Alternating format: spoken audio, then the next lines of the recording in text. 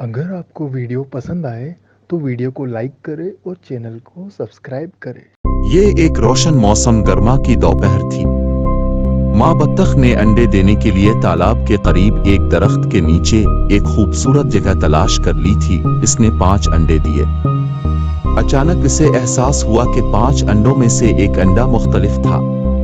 वो थोड़ी परेशान हो गई, लेकिन इसने उनके फटने का इंतजार किया।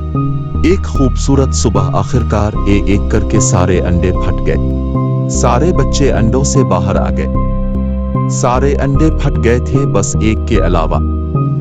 बत्तख इसके लिए परेशान भी थी, मगर फिर वो बैठकर उसे गरमाइश देती रही।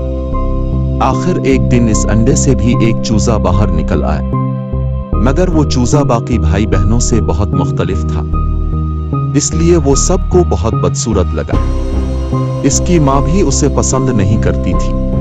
वो अपनी माँ और बाकी भाई बहनों के साथ रहता तो था, लेकिन सब इससे दूर भागते थे।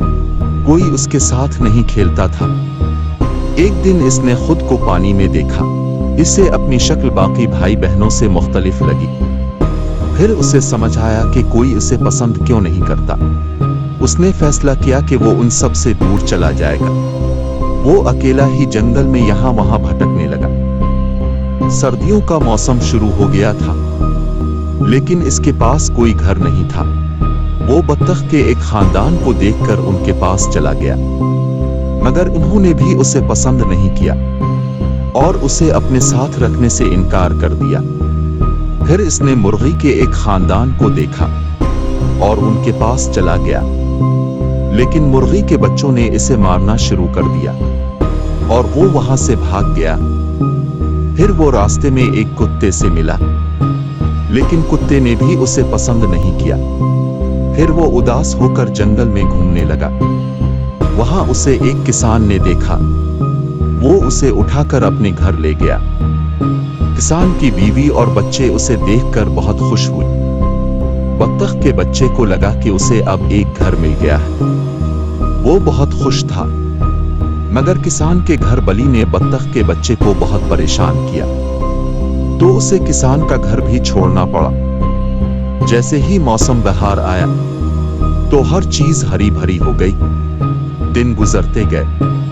अब बत्तख का बच्चा बड़ा हो चुका था। चलते चलते उसे तालाब नजर आया। वो बहुत खुश हुआ। अचानक उसे तालाब में एक राजहंस नजर आया। पहली ही नजर में उसे वो राजहंस बहुत अच्छा लगा।